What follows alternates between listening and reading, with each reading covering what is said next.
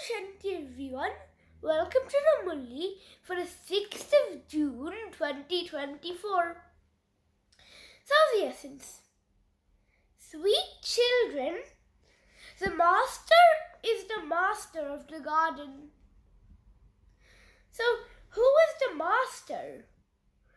Well, I'm pretty sure we all know that question. Shiv Baba.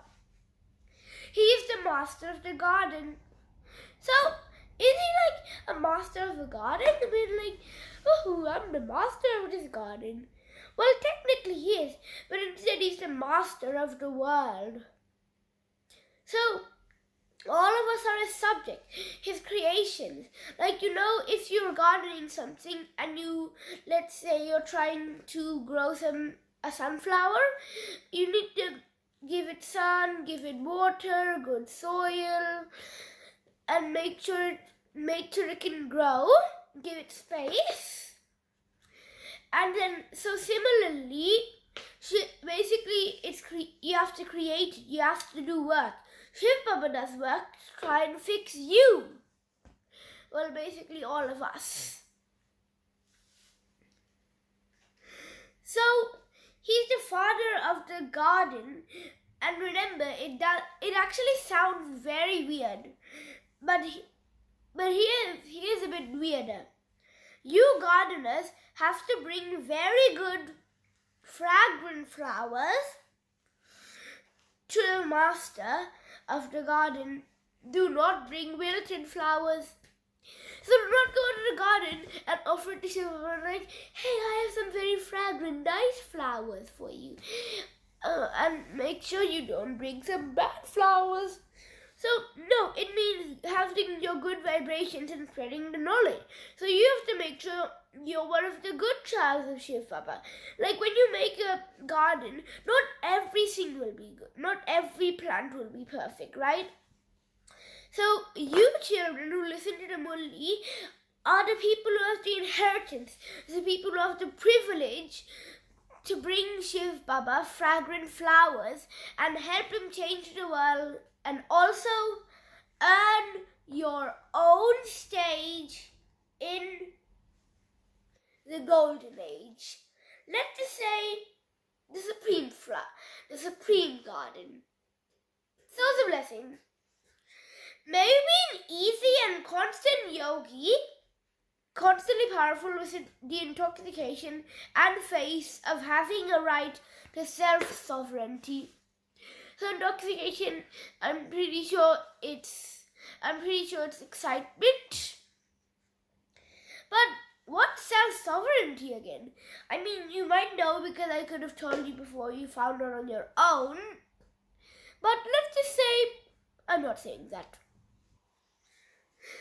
To be a self-sovereign means to have total control over all your physical senses, so that your physical senses do not deceive you even in your thoughts.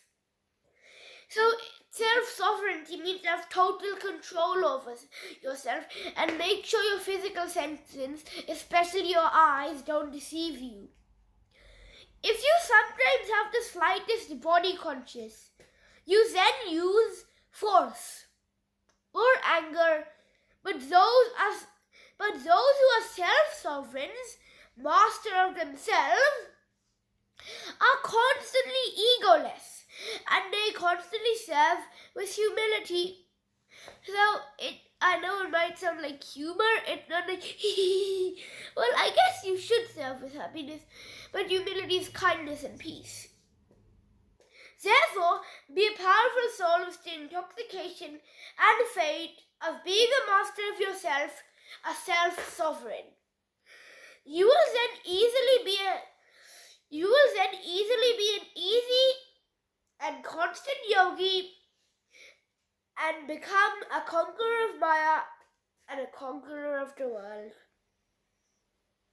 So the slogan, be a lighthouse and remain busy in spreading light with your mind and intellect, and you will not be afraid of anything. So it doesn't mean that it's okay, Mount, I'll be a lighthouse.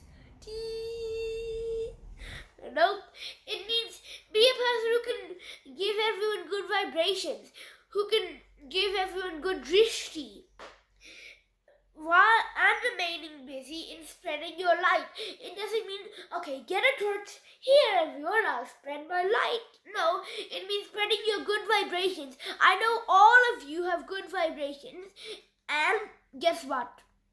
They're all just like Brahma Babas. And after you do that, your mind and intellect will not have any questions of anything, and they won't be afraid of anything. So that means you can do anything you want smoothly because you're not going to be afraid.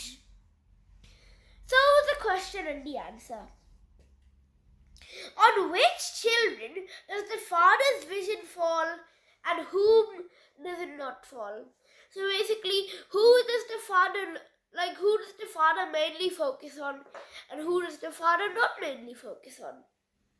The father is pleased to see the flowers that give a good fragrance, and those who do the service of changing many thorns into flowers. The father's vision does not fall on those who have a dirty attitude and those whose eyes are deceitful. So deceitful, I'm pretty sure, can deceive themselves. The father says, can you guess? It has something to do with flowers. Well, if you think this was the first few words, children become flowers, then you are correct. And make many others into flowers, because only then you will be able to be called clever gardeners. So, like, someone owns the garden, right? But sometimes he hires people to work in the garden, right? So he's hiring you. That's a privilege for Shiva Baba to hire you. It's like, let's say, the Almighty Being, the high of the high, basically the king. He's hiring you to do his job. So his job.